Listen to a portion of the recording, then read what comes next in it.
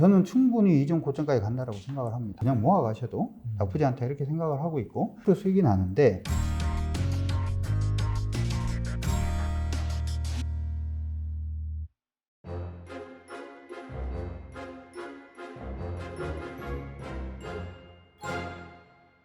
그리고 그 최근에 이제 나스닥 지수가 강하게 반등하면서 정말 그 작년까지만 하더라도 한 작년 상반기까지만 하더라도 좀 엄청나게 올랐던 카카오 네이버 네. 반토막 났잖아요. 예. 근데 이 주식들은 이제 슬금슬금 올라오고 있어요. 그래서 이 두 주식에 관한 그 뷰는 어떠신지 궁금하거든요. 회사에 대한 뷰는 엄청 좋습니다. 네. 주식에 대한 뷰는 네. 기술적 반등입니다. 아, 예전에 제가 삼성전자 그 관련해서 한국경제TV에서 방송을 한번 한 적이 있는데 네. 삼성전자를 보실 건지 005930을 보실 건지에 대해서 명확하게 하셨으면 좋겠다 이렇게 얘기를 한번 한 적이 있는데 투자하시는 분들 만약에 카카오나 네이버 같은 경우에 월 내가 월급의 한 10%, 15% 정도를 주식에 투자를 하겠다라고 생각하시는 분들은 카카오 네이버 그냥 계속 사셔도 저는 관계없다라고 생각을 합니다. 네. 근데 만약에 주가가 지금 당장 그러면 막 오를까요? 라고 하는 부분에서는 사실은 조금 물음표입니다. 이게 제가 이제 그 인플레이션을 피하자 뭐 여러 부분에 대해서도 얘기를 하는데 요즘 인플레이션이 문제잖아요. 네이버와 카카오가 얼마나 좋으냐면은 인플레이션이 아무리 오른다라고 하더라도 사실 별로 문제가 없어요. 전기료만 많이 내니까. 그렇죠. 사실. 맞잖아요. 이제 네. 철강이라든지 하는 부분에 대한 인플레이션 자체를 피해 나갈 수도 있고. 네. 그 다음에 경기가 조금 위축이 돼요. 위축이 돼서 물론 이제 광고 단가라든지 하는 부분 조금 떨어질 수도 있습니다만은 경기가 안 좋으니까 오늘부터 카카오톡을 안 써야지 라고 생각하는 사람은 없을 겁니다. 그렇죠? 경기가 안 좋으니까 네이버 검색은 이제 안 해야 되겠어. 네네. 딴 데서 검색을 해야 되겠어. 이렇게 생각하는 사람은 없거든요. 그렇죠. 그렇기 때문에 어떻게 보면은 수요층이라든지 하는 부분의 이탈 자체도 일단 네이버 카카오는 없어요. 그 다음에 인플레이션이라든지 물가 상승이라든지 하는 부분에 대한 리스크 자체도 없어요. 원화가 약세로 간다라고 해가지고도 크게 문제 자체는 없습니다. 왜냐하면 카카오는 우리 국민이 쓰지 미국 국민이 쓰지는 않으니까. 그렇죠.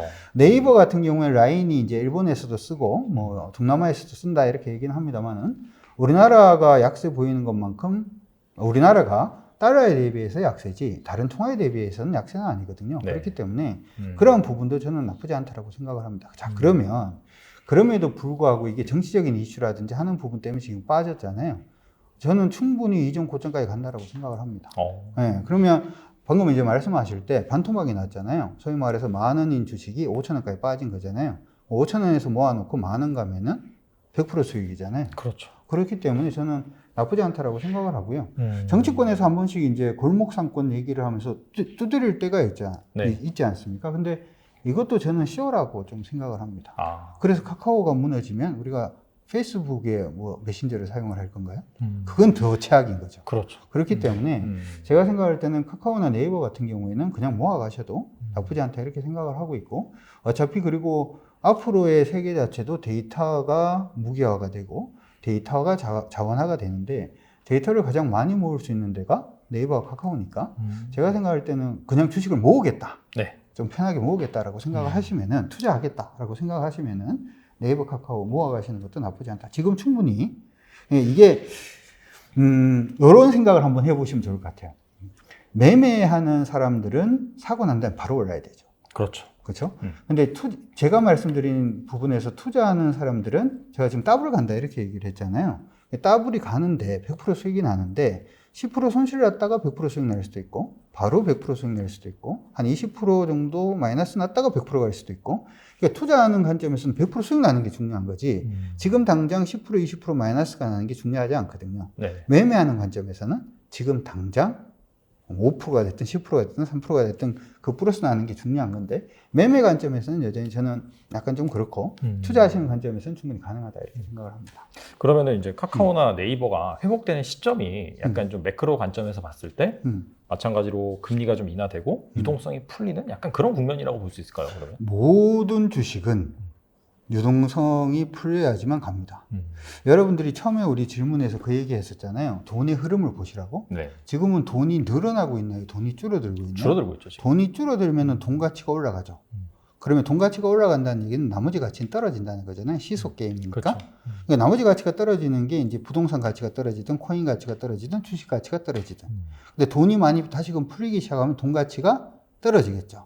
그러면 주식 가치도 올라가고 코인 가치도 올라가고 나머지 가치들이 이제 부동산 가치도 올라가는 것처럼 기본적으로는 금리 인하가 돼서 다시금 돈이 풀리는 시장이 와야 시장이 뭐 예전 우리 그 코로나 터지고 난 다음에 눈 감고 찍었는데 오르네? 뭐 이런 이 시장 자체가 안 그렇죠. 옵니다. 무조건 오게 돼 있어요. 무조건 오게 돼 있는데 중요한 거는 개인 투자자들이 지금 유동성이 말라가고 있는 이 시점에 주식 트레이딩 자체를 명확하게 할 수가 없는데도 불구하고 하는 경우 손실이 계속 커지는 거죠. 그러면 좀 많이 힘들어질 수가 있죠. 왜냐하면 나중에 시장이 반등할 때 뭐가 없으니까? 돈이 없으니까. 그렇죠. 뭐 그렇게 생각하시면 될 것 같습니다. 알겠습니다. 전반적으로 약간 대형주 관점에서 네. 어느 투자 대상이 매력적인가 그 부분에 대해서 알아보고 있는데 약간 총정리를 할 필요가 있을 것 같아요. 자, 그래서 반도체, 뭐 자동차, 2차 전지, 인터넷, 바이오 대표적으로 이 코스피 시가총액 상위 종목들인데 네. 이 중에서 약간 좀 하반기 주도주를 꼽자면은 어떤 주식이 될 수 있을까요?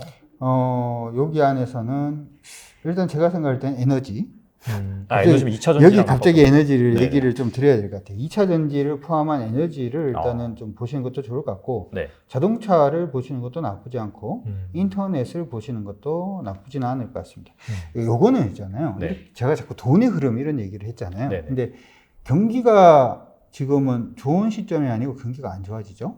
소위 말해서 이 GDP 성장률이 지금은 올라가는 시기가 아니라 떨어지는 시기인데 모든 행정부들은 GDP를 올리길 바래요. 그렇죠. 여러분들 보통 아시다시피 미국의 대통령이 재선을 할 수가 있는데 재선을 실패한 경우가 5번인가 밖에 없습니다. 지금까지. 재선 실패했을 때가 언제였냐 하면은 암살 당한 거 제외하고 네. 보게 되면은 경기 성장률 떨어지면은 재선이 실패합니다. 물론 이번 바이든 대통령은 재선을 해도 조금 건강이 조금 안 좋을 수 있습니다만 그런 리스크가 있긴 하죠. 네. 그러면은 그 모든 행정부는 GDP 성장률을 끌어올리기 위해서 굉장히 노력을 해요. 그런데 지금 보니까 뭐 DSR이라든지 뭐 대출금리라든지 하는 부분이 올라가잖아요. 대출금리가 올라가고 월급은 안 올라가죠. 그러면은 사용할 수 있는, 가용할 수 있는 이 자금 자체, 가처분 소득이라고 보통 얘기하는 이 금액이 작아질 수밖에 없죠. 그러면은 소비를 할 수가 있어요, 없어요? 소비를 하기가 힘들겠죠. 그렇죠.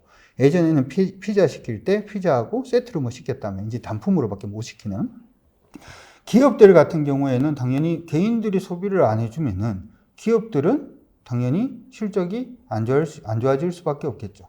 그리고 이제 우리나라의 경우에는 한번 생각을 해볼게. GDP의 전체 한 40% 정도가 수출이 기여를 하잖아요. 근데 우리나라가 수출하는 나라는 미국이 됐든 유럽이 됐든 이런 쪽에 수출하는데 미국도 금리를 가파르게 올리니까 당연히 거기서는 소비가 안 될 거고 유럽도 소비가 안 될 거고 중국 같은 경우에는 CPI를 보더라도 굉장히 안 좋죠. 소비 시장이 지금 엉망이 되어 있는 그러한 부분이 일단 있고 두 번째는 봉쇄 자꾸 하니까 소비를 안 할 겁니다. 당연히 우리나라는 수출이 돼요, 안 돼요? 수출이 안 될 겁니다. 소비도 안 되고 수출도 안 되면 나머지 남은 게 뭐죠? 정부 지출, 인프라 투자밖에 없는 거예요. 근데 이건 단지 우리나라의 문제가 아니라 중국도 인프라 투자밖에 없고요. 지금 어떻게 보면 소비도 안 되고 이번 수출 증가율이 조금 증가를 하는 모습은 일단 있었습니다만은 지속 증가하기 조금 어렵다 이렇게 생각을 해볼 수가 있죠. 왜냐하면 유럽은 에너지 가격 때문에 일반 개인들의 가처분 소득이 줄어드니까 소비할 수가 없으니까 당연히 그쪽 나라로 수출하는 나라는 수출이 줄어들 수밖에 없겠죠. 그렇기 때문에 모든 나라가 뭘 해야 되죠? 인프라 투자를 할 수밖에 없다. 이렇게 여러분들이 생각을 해 두시고 보시는 게 좋을 것 같고 인프라 투자를 한다라고 생각을 하면은 하나 생각을 할 게 에너지 부분이 지금 남아 있는 거잖아요. 최근 들어서 이제 풍력이라든지 태양광이 강하게 오르고 있는데 여기서는 여러분들이 먼저 저는 태양광을 먼저 보셨으면 좋을 것 같아요. 왜냐하면 지금 뭐 그런 얘기를 합니다. 지금은 따뜻한 바람이 불고 있지만 찬바람 불 때까지 우크라이나 전처럼이면 어떡하나. 뭐 이런 얘기 굉장히 많이 하죠. 그러면은 그래서 이제 뭐 독일도 그렇고 이태리도 그렇고 지금 하는 얘기가 러시아산 천연가스를 우리가 이제 안 쓰겠다. 왜냐하면 그쪽을 좀 압박하기 위해서 안 쓰겠다. 그럼 안 쓰기 위해서 뭘 하겠냐? 풍력 발전소를 더 짓겠다. 지으려고 그러면 한참 걸립니다. 그렇죠.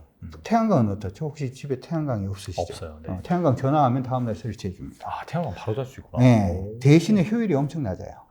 대신 효율은 낮은데, 네. 근데 지금 당장 급한 게 일단은 태양광을 깔아놔야지 이번 겨울을 어떻게든 좀 따뜻하게 보낼 수가 있기 때문에 일단 태양광 수요가 많아질 수가 있겠죠. 그 다음에 풍력발전소는 이번에 미국이 BBB 법안을 이제 발의를 했어요. 원래는 에너지 부분, 인프라 투자 얘기를 하는 겁니다. 여러분들 인프라에 주목을 하셔야 돼요. 이건 책에서도 제가 적어놓은 건데, 네. 자, 인프라에 투자를 한다라고 얘기를 하면, 요번에 미국이 BBB 법안을 통과를 시켰어요. 그러면은, 이 법안대로 가려고 그러면 풍력을 기존에 있던 거 한 5배 정도를 지금 더 설치를 해야 되거든요. 몇 배? 5배입니다. 그러니까 풍력 관련된 종목군들이 나를 수밖에 없죠. 그러니까 태양광하고 풍력은 일단 보셔야 되는 거고, 원자력은 세모예요.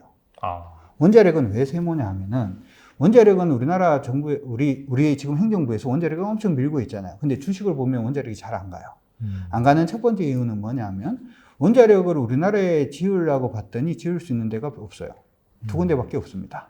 그러니까 기존에 있던 거에 부속을 교체한다든지 하는 부분은 있는데, 새로 지으려고 봤더니 우리나라가, 여러분들 인터넷 찾아보시면, 원자력 밀도라는 게 있거든요. 우리나라 1등입니다. 그러니까 좁은 국토 안에 원자력 발전소가 굉장히 많은 나라예요. 그렇기 때문에 우리나라에서는 더 지을 수가 없으니까 일단 모멘텀이 좀 떨어지고, 그 다음 유럽에서는 원자력을 지으려고 하는 데가 동유럽이 많이 지으려고 그러거든요.